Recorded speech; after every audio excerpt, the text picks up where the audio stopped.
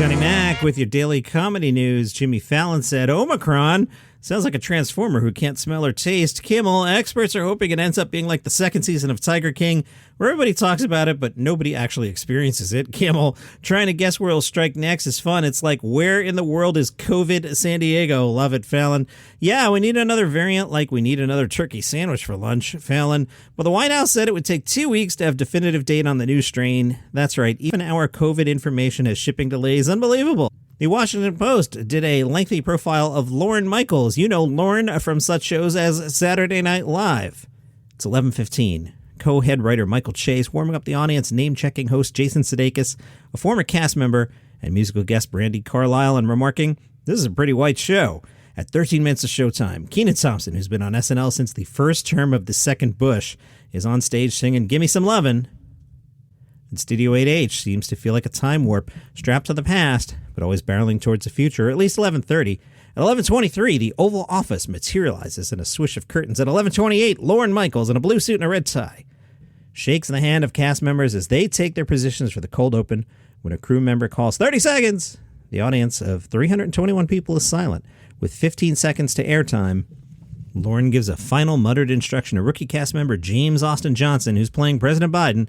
That instruction, take your time with the lines. Get around the desk as fast as possible. Face forward, not to Jason. Lorne starts to talk about the show, saying, you're in the moment. Is the show working?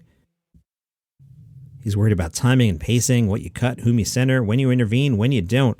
I think this is as important as anything else or any other art form. I don't want to see it go down. That's important. On the other hand, 50 years for a TV show? And then he drifts off. SNL has been on the air for more than 46 years, longer than any late night or comedy program in American history except for The Tonight Show. Lorne prizes truth tellers, especially in moments of national unease or confusion, so he talks about two particular comedians he showcased to America 41 years apart, at times when he believed America should hear from them. The first is Richard Pryor, who Lorne crusaded to have host the show back in 1975 despite resistance from nervous NBC executives. They said I couldn't have him. And I said, I can't do a contemporary comedy show without him because he's the funniest person working today. He was remarkable. It was sort of what I thought was needed, and I think I was right. The second was Dave Chappelle. Lorne says, we're a comedy show. We can influence, but we don't determine.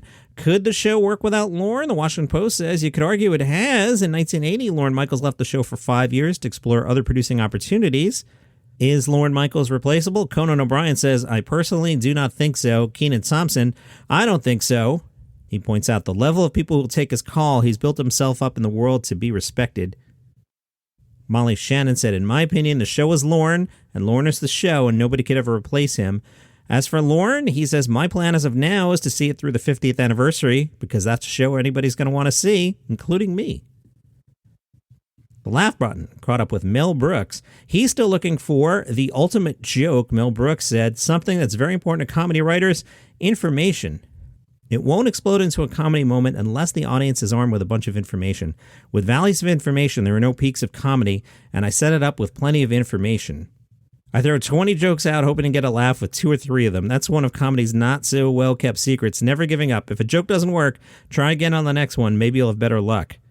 Mel Brooks talked about his new autobiography, and he said, the trouble was I had too much of it. I mean, I'm 95. I had to be very choosing in remembering stuff that was not only interesting but entertaining and still stick to the story of my life. So it wasn't easy, but I just picked out the things that I enjoyed doing in my life. Chronologically, I went from being a little boy in Williamsburg, Brooklyn, to a soldier in World War II, to Broadway, to being an assistant, to a devilish wonderful man who taught me everything right and wrong about Broadway, to finally being a movie maker, and eventually getting back to Broadway, my first love. So a lot of adventure, things I hadn't thought of for literally 50 or 60 years, completely forgotten. For instance, as a 19-year-old soldier, going to the mess hall dining room and looking at something being on my plate and asking, what was that? And the soldier next to me said, that's called S on a shingle. What are you talking about? Turns out it's cream beef on toast, but it does look like S on a shingle. Mel Brooks discussed rhythm being an integral part of doing comedy. He said, absolutely. The thing is, when you write your own material, it resonates. It's always true. You're not Henry Youngman doing jokes like, my wife says you never take me anywhere, I never go anywhere, you never show me anything new, so I took her to the kitchen. Good jokes, but one-liners that had no soul or heart, just jokes. It's Sunday, so there's a new episode of the Weekly Comedy Thing. You know, you can't get comedy bits anywhere on the internet these days, you know, but you can on the Live by Live app. That's right. I host a show called The Weekly Comedy Thing, and say I did a story about Bill Engvall. At the end of the story about Bill Engvall, I would play a bit by Bill Engvall. So if you want to hear me talk about Bill Engvall and then play Bill Engvall comedy, head on over to the Live by Live app, and the show is called The Weekly Comedy Thing. The app's free, the show's free, and I talk a lot less. More comedians, less me. How could you not like that? Now, since you haven't taken up my advice, now you just get to hear a story about Bill Engvall, but I'm not going to play any Bill Engvall comedy. From theledger.com, Bill Engvall says, I've been on the road for 42 years. It's been a great, great journey. I've enjoyed every minute of it. I always said I wanted to go out on my terms, and there's stuff going on in my life right now that's all good. It's just one of those things. You just know when it's time. I don't want to be one of those acts where you say, oh, he should have stopped long ago. For his 75 to 90-minute show, he said he'll pull out his greatest hits along with new material. Bill said, I do shows like a band. I don't play all new stuff. People want to hear the classics. I pick up old bits for those who never saw them. It's nothing too edgy. I haven't had to adjust anything. I want it all relatable as we all experience a lot of the same stuff. Bill said his influences are Bob Newhart, Steve Martin, and George Carlin. And his humor will appeal to anybody with a sense of humor, no matter where they're from. Worked with Bill many times. Good guy. From WTOP, Gilbert Gottfried was joking about getting a role in Disney's Aladdin. He said, it's amazing to think I was actually once in a quality production. I don't know how many times I've seen articles saying Gilbert and Robin got in that sound booth together. That was craziness. During the making of Aladdin, I didn't run into Robin once. Just to be attached to a classic Disney cartoon is pretty amazing. So much of the script was improvised, it was disqualified from Oscar contention, Gilbert said. They let me play around with it. I didn't have to stick to the script. Every now and then they'd stop me and say, this is a family movie? I remember them getting a complaint. There was one part where I said, what the?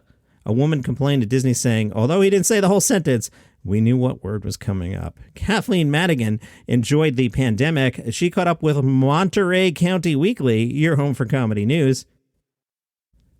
About the pandemic, Kathleen said, wait, the government's telling me to stay at home and watch Netflix? Nailed it. With little to do but shelter in place and watch Korean baseball on TV, her experience was benign, a glimpse perhaps of retired life.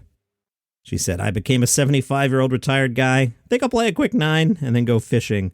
And from Dance Hall magazine, Irish comedian David O'Doherty wants no somber funeral when he dies. In fact, he wants Shaggy's mega hit, It Wasn't Me, played as part of the musical tributes at his funeral service.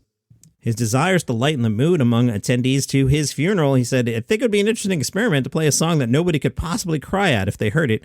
I think that song is It Wasn't Me by Shaggy. Or as a second choice, I would play the Ireland World Cup song from 1990 when we were pretty good at football.